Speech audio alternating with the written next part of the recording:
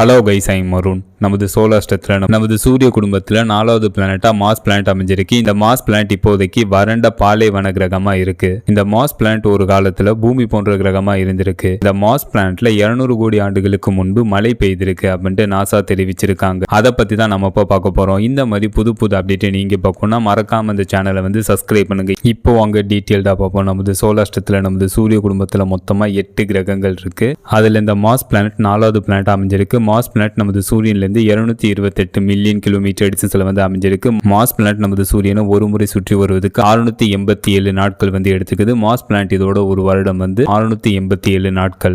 Mars பிளானட்டை பத்தி தெரிந்து கொள்வதற்கும் மார்ஸ் பிளானட்டை பத்தி ஸ்டடி பண்றதுக்கும் நாசா பெர்செவரன்ஸ் ரோவர்ஸ் 2020 லான்ச் பண்றாங்க.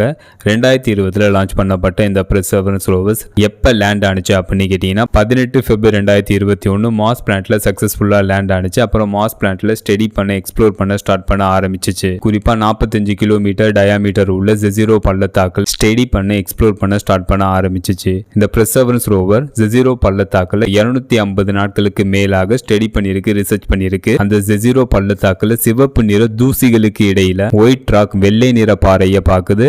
அதோட டேட்டா வந்து கலெக்ட் பண்ணுது. அந்த டேட்டாவை நாசாக்கு வந்து சென்ட் பண்ணுது. இந்த டேட்டா மூலம் நாசா வந்து ஜெசிரோ பள்ளத்தாக்கள்ல கண்டுபிடிக்கப்பட்ட இந்த ஒயிட் ராக்ல இந்த வெள்ளை நிற பாறையில கலியோனைட் எனப்படும் ஒயிட் கிளே வெள்ளை களிமண் இருக்கு அப்படின்னு கண்டுபிடிச்சிருக்காங்க. இந்த கலியோனைட் எனப்படும் ஒயிட் கிளே வந்து பூமியில டென்சான ரெயின் ஃபாரஸ்ட்ல அமேசான் போன்ற அடர்ந்த மலை காடுகள்ல தான் இந்த கலியோனைட் எனப்படும் ஒயிட் கிளே வந்து உருவாகும். இந்த இடத்துல பல மில்லியன் ஆண்டுகளாக இடைவிடாமல் மழை பெய்யும். இதனால அங்க இருக்கக்கூடிய பாறைகள் அரிக்கப்பட்டு மற்ற மினரல்ஸ் நீங்கி இறுதியில் எஞ்சி இருப்பதுதான் இந்த கலியோனைட் எனப்படும் ஒயிட் கிளே வெள்ளை களிமண். இதன் மூலம் மார்ஸ் பிளானட்ல 20 கோடி ஆண்டுகளுக்கு முன்பு இடைவிடாத பெரிய மழை பெய்திருக்கு அப்படின்ட்டு நாசா தெரிவிச்சிருக்காங்க. இதன் மூலம் மார்ஸ் பிளானட் ஒரு காலத்துல பூமி போன்ற கிரகமா இருந்திருக்கு. உயிரினங்கள் வாழ ஏற்ற கிரகமா இந்த இடம் இருந்திருக்கலாம் அப்படின்ட்டு நாசா தெரிவிச்சிருக்காங்க. இதெல்லாம் அந்த டேட்டா மூலம் நாசா வந்து கண்டுபிடிச்சிருக்காங்க. நாசாவோட பெர்செவரன்ஸ் ரோவர்ஸ் இதோட மெயின் மிஷன் வந்து என்ன அப்படின்னு கேட்டீங்கன்னா மார்ஸ் பிளானட்டோட என்விரான்மெண்ட், அட்மாஸ்பியர், என்னென்ன எலிமெண்ட் வந்து மார்ஸ் பிளானட்ல வந்து இருக்கு போன்றவற்றை ஸ்டடி பண்றதும் எக்ஸ்ப்ளோர் பண்றதும் இதோட மெயின் மிஷன்.